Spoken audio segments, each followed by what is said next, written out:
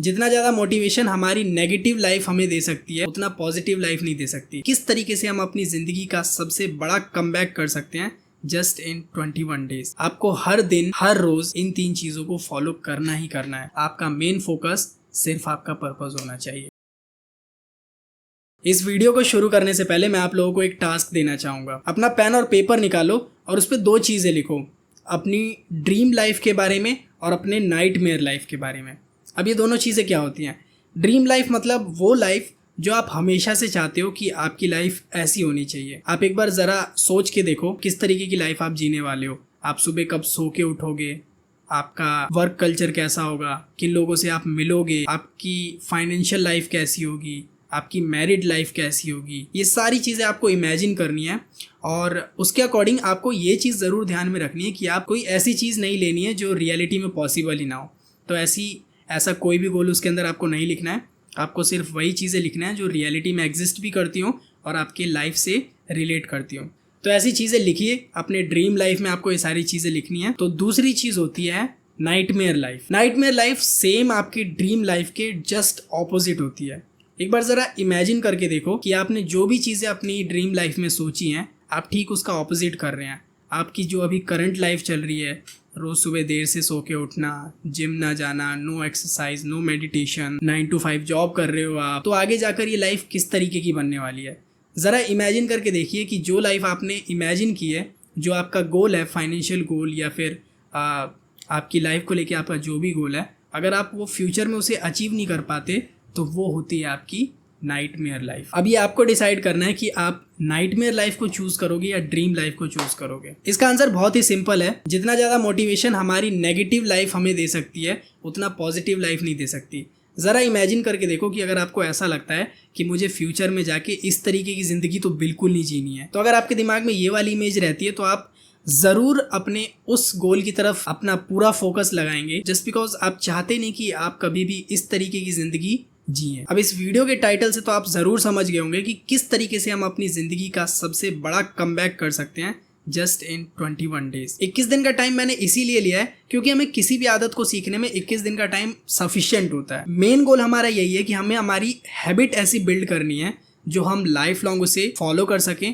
और हमारी हैबिट्स भी इस तरीके की सस्टेनेबल होनी चाहिए जिससे हमें हमारी ज़िंदगी में बहुत ज़्यादा परेशानी भी ना हो और हम उसे लाइफ लॉन्ग अचीव कर सकें। जनरली आप इस हैबिट को 21 दिन के लिए भी फॉलो कर सकते हैं, 3 मंथ के लिए भी फॉलो कर सकते हैं, 6 मंथ के लिए भी, और डाउन द लाइन 1 ईयर के लिए भी फॉलो कर सकते हो। तो हमारी लाइफ को साधने के लिए सबसे मेन चीज़ होती है हमारा मॉर्निंग रूटीन सेट करना। और हमारा मॉर्निंग रूटीन हम लोग 3 नॉन नेगोशिएबल चीज़ों से स्टार्ट करेंगे और ये 3 नॉन नेगोशिएबल चीज़ें ऐसी होंगी जिससे आप कुछ भी हो जाए, आपको हर दिन हर रोज़ इन 3 चीज़ों को फॉलो करना ही करना है। सबसे पहली चीज़, आपको हर रोज़ जल्दी उठ के 30 मिनट का मेडिटेशन करना ही करना है। दूसरी चीज़, आपको एक्सरसाइज करनी है। अभी एक्सरसाइज किसी भी तरीके की हो सकती है, चाहे वो आप जिम में जाके वेट लिफ्टिंग करते हैं, आप पार्क में जाके रनिंग करते हैं, कार्डियो करते हैं, योगा करते हैं, किसी भी तरीके का फिजिकल वर्कआउट होना चाहिए जिसमें आप अपनी बॉडी को एग्जॉस्ट कर सको। Third thing is healthy diet follow करना है। आपको कुछ भी हो जाए, अपनी डाइट को हमेशा हेल्दी रखना है। अपनी डाइट में प्रोटीन, न्यूट्रिएंट्स, वाइटामिन्स, इन सारी चीज़ों का पूरा ख्याल रखना है। आप जो भी खाते हैं सोच समझ के खाना है। अपनी डाइट में पूरी स्ट्रिक्टनेस रखनी है क्योंकि हमारा माइंड उसी तरीके से काम करता है हम जैसा खाना खाते हैं। अगर हम लोग ज़्यादा जंक फूड या ज़्यादा प्रोसेस्ड फूड खाते हैं, वो सारी चीज़ें हमारे ब्रेन को स्लो करती हैं, हमारी थिंकिंग एबिलिटी को स्लो करती हैं। हमारे डेली लाइफ में होने वाले जितने भी टास्क हैं उनको करने में हमें दिक्कत आती है। तो ऐसी चीज़ें हमें बिल्कुल भी नहीं खानी जिससे हमारे बाकी गोल्स के ऊपर उसका बुरा असर पड़े। तो हमें हमारी डाइट को पूरी तरह क्लीन रखना है। अब जब ये 3 चीज़ें हमारी ज़िंदगी में हमने ऐड कर ली है, हम रोज़ सुबह उठ के मेडिटेशन कर रहे हैं, हम एक अच्छी एक्सरसाइज कर रहे हैं, हाई इंटेंसिटी वर्कआउट कर रहे हैं, अच्छी डाइट ले रहे हैं, क्लीन डाइट ले रहे हैं, जब ये 3 चीज़ें, ये 3 नॉन नेगोशिएबल्स हमने हमारी लाइफ में ऐड कर लिए, तो अब हमें हमारे दूसरे पार्ट की तरफ बढ़ना है जो है पर्पस ड्रिवन लाइफ की तरफ बढ़ना। अगर आप लोगों को नहीं पता कि मेरी ज़िंदगी का भी पर्पस क्या है, अगर अभी आप लोग इस चीज़ तक, इस लेवल तक नहीं पहुँचे कि आप ये डिसाइड कर सकें कि मुझे ज़िंदगी में क्या करना चाहिए, तो इसको करने का बहुत सिंपल तरीका है। आपको थोड़ी देर बैठकर ये चीज़ सोचनी है कि वो क्या चीज़ है जो मेरी ज़िंदगी में गलत चल रही है। ये ज़रूरी नहीं है कि सबके केस में ये चीज़ फाइनेंशियल फ्रीडम ही हो। हर किसी की ज़िंदगी अलग होती है। किसी की ज़िंदगी में उनके लिए हेल्थ ज़्यादा इंपॉर्टेंट है, किसी की ज़िंदगी में नॉलेज ज़्यादा इंपॉर्टेंट है, किसी की ज़िंदगी में पैसा ज़्यादा इंपॉर्टेंट है।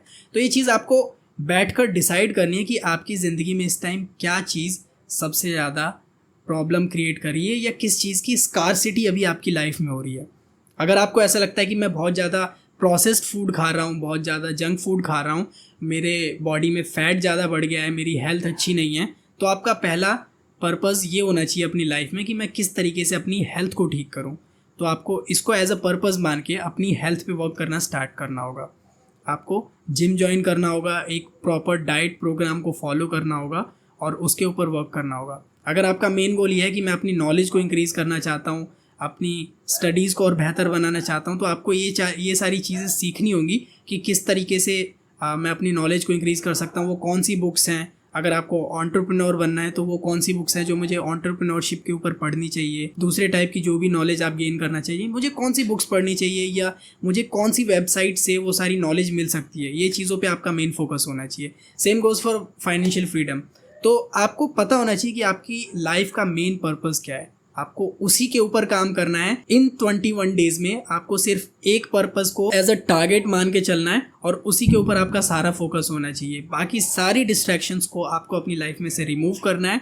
आपका मेन फोकस सिर्फ आपका पर्पस होना चाहिए। अब एक और चीज़ का हमें खास ध्यान रखना है जो हमारे इस 21 डेज के चैलेंज में सबसे ज़्यादा इंपॉर्टेंट है, वो है डीप वर्क सेशंस। पूरे दिन भर में आपको एटलीस्ट दो घंटे के डीप वर्क के सेशंस करने होंगे। ये 2 डीप वर्क के सेशन जो आपके होंगे, इसके अंदर आप अपने गोल से रिलेटेड काम करने के अलावा और कोई काम नहीं करेंगे।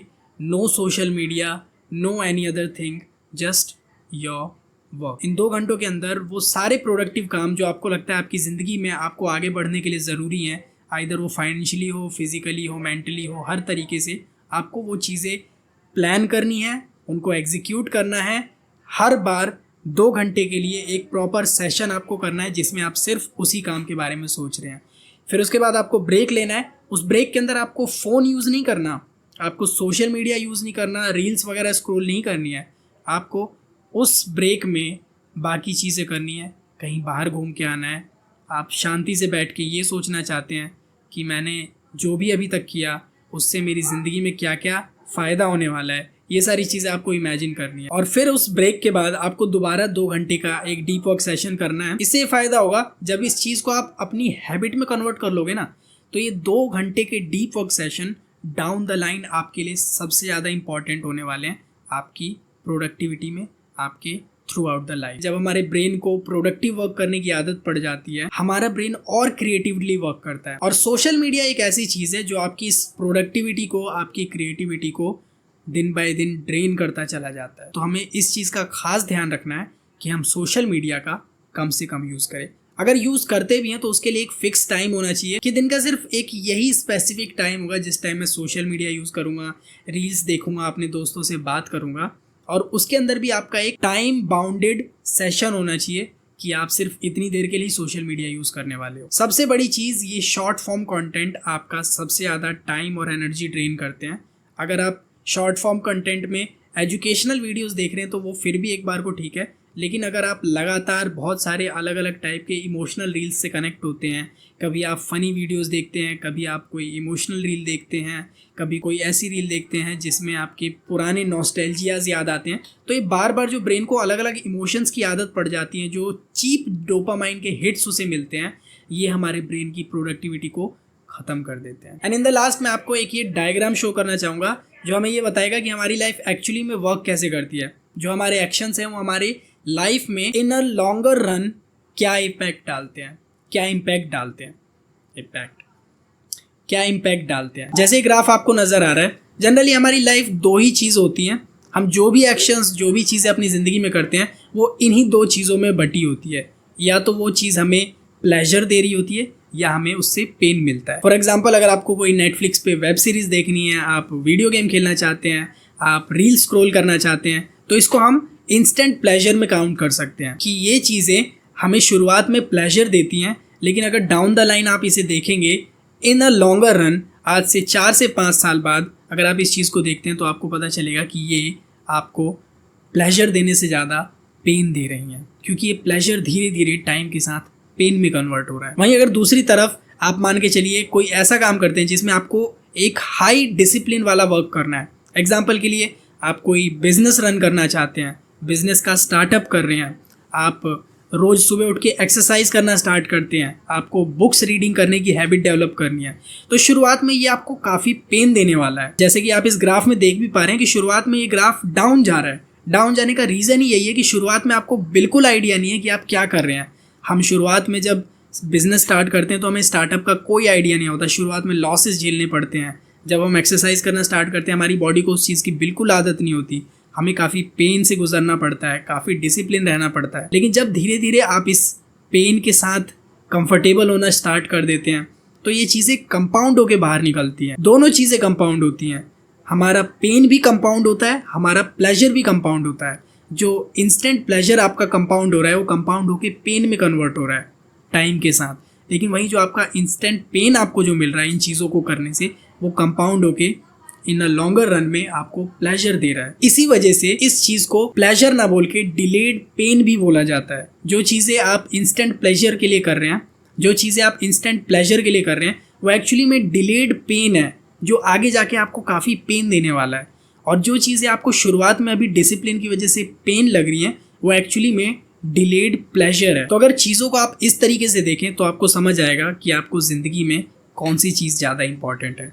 नेटफ्लिक्स पे सीरीज़ देखना, पॉर्न देखना, मास्टरबेशन करना, बिजनेस बिल्ड करना, अपना पर्सनल ब्रांड बिल्ड करना, बुक्स रीड करके अपनी नॉलेज को एनहेंस करना, एक्सरसाइज करके अपनी हेल्थ को इम्प्रूव करना, कौन सी चीज़ है जो आप स्टार्ट करना चाहेंगे, जिस चीज़ पे आप वर्क करना चाहेंगे। और इसी के साथ अगर आपको ये वीडियो समझ आई होप आपको समझ आ गया होगा कि मैं इस वीडियो में आपके साथ क्या कन्वे करना चाह रहा था।